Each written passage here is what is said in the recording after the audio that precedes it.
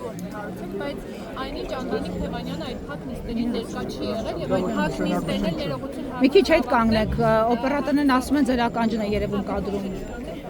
Հիմա ձեր շատ վատ եք Կներեք, օպերատորներն ասում են։ Ես հասկանում եմ ձեր սաներվածքը փոխվել է, բայց դուք չեք փոխվել։ Մի ցինիկացեք։ Ցինիկ ինքդ ես։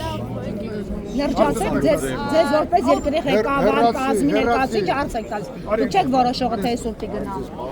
Պարոն Քոչարյան, ով է Անդրանիկ Թևանյանին տեղեկություն տրամադրել։ Երբ նա դա Դա արդեն քննչական մարմինները եթե գտնեն,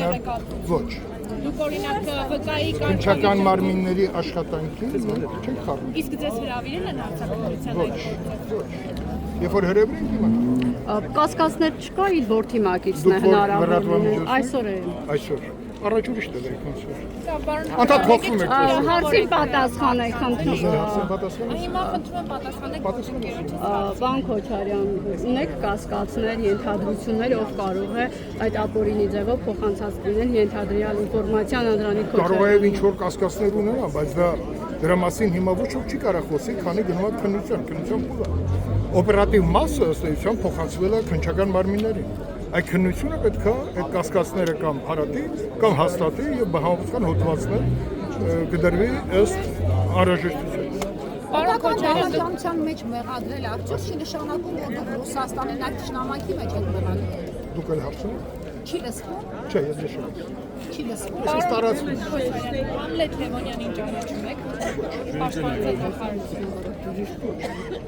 Պաշտպանության նախարարության սպառազինության եւ տեխնիկական ապահովման վարչության պետ։ Երեկվա տեսանյութը տեսել եք։ տեսանյութի հերոսը։ Աշխատանքի ժամին ըստ տարածված տեղեկատվությունների Սիրիայի տեսահոլովակ է նկարահանել նկարահանել Սիրիայի։ Հիմա ինչ-որ համբույրներ է ուղարկում, մենք չգիտենք ում է ուղարկում։ Դրա ճշմարտությունն պետք է ուսումնասիրվի։ Եվ օրերս էլ Պաշտպանության նախարարությունը բոլոր հնարավորություն եւ աշխատանքից ասեց ազատային զինվորականին, որը չի կարող ներկայացնել Հայաստանի Հանրապետության Ես պաշտպանության։ թեմային նախծանոթ չեմ, բայց թեման ինքը ունի իր իրավական լուծումները։ Պաշտպանության նախարարությունը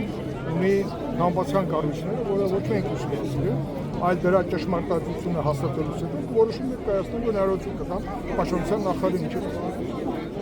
Տեսանյութի հերոսը ձեզ